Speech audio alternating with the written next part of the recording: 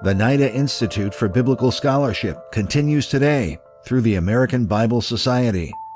A representative from NIDA's institute also teaches every year at the Jesuit University in Rome.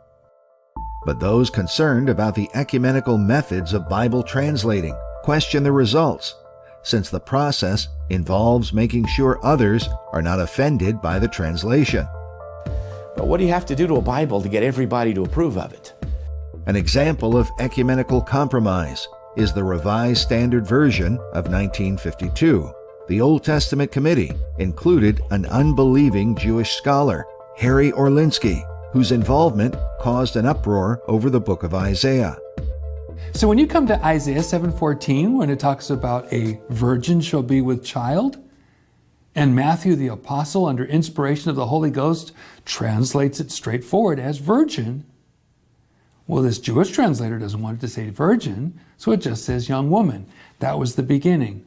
What was amazing is Ken Pike, who was the head of SIL at the time, said this was wonderful, that he had seen these liberal translators did a much better job of translating than conservative translators that he'd known.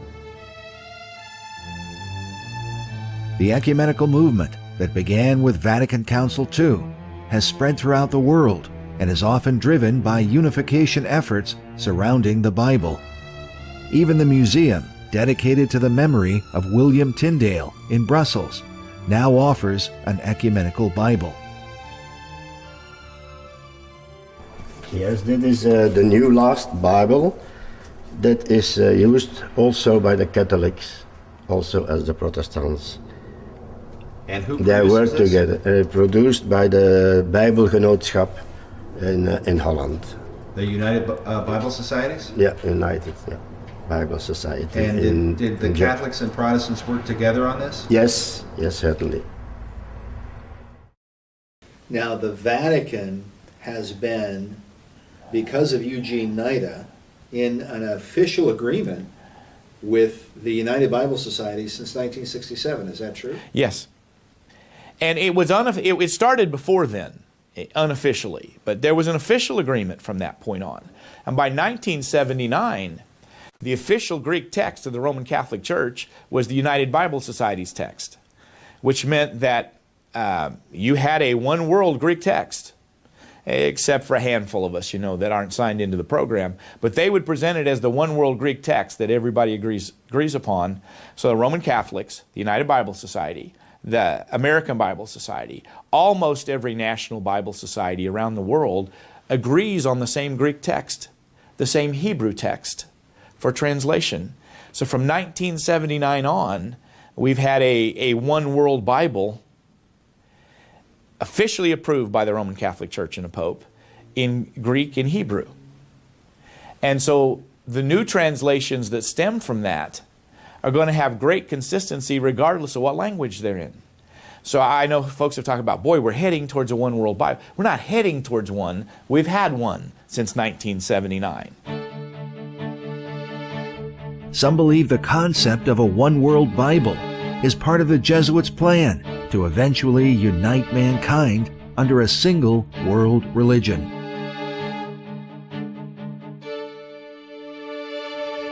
See, the Jesuits kept on doing one more thing to get the Catholic side open to the Protestants. And they always put the most intellectual, the most affable people in those positions. They're winsome. You want to be around them. You wouldn't mind sharing a dinner and hanging with them. That's the kind of person that the Jesuit is. The Jesuits were the cement and the grease and whatever else it took, including the dirty tricks, to make one world Bible for one world religion.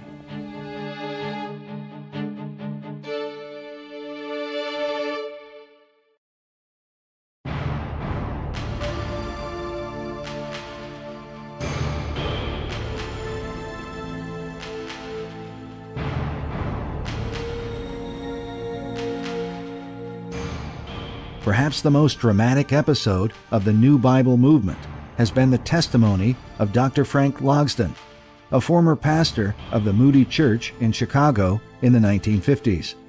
Logsdon influenced the development of the New American Standard Bible.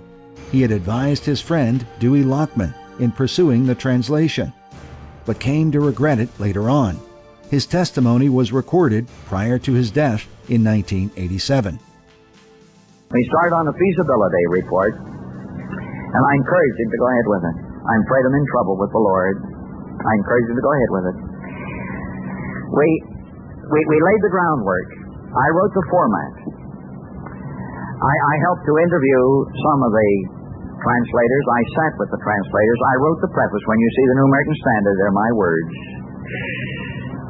Well, when I got my copy, I never really looked at it. I just took for granted it was done as we started it, until some of my friends across the country began to learn that I had some part in it, and they started saying, what about this? What about this? What about this? You had part in it. What about this? What about this? I got to the place, I said to Anne, I'm in trouble. I can't refute these arguments. It's wrong. It's terribly wrong. It is frightfully wrong. And what am I going to do about it?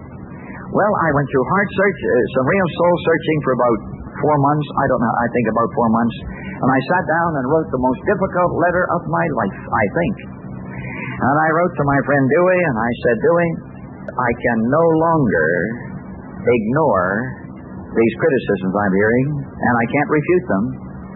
The only thing I can do, and dear brother, I have nothing against you, and I can witness at the judgment seat of Christ, and before men wherever go, that you were 100% sincere. He's not schooled in language or anything. He's just a businessman. He did the promoting. He had the money. He did the promoting. So I said, he did it conscientiously. He wanted absolutely right. He thought it was right.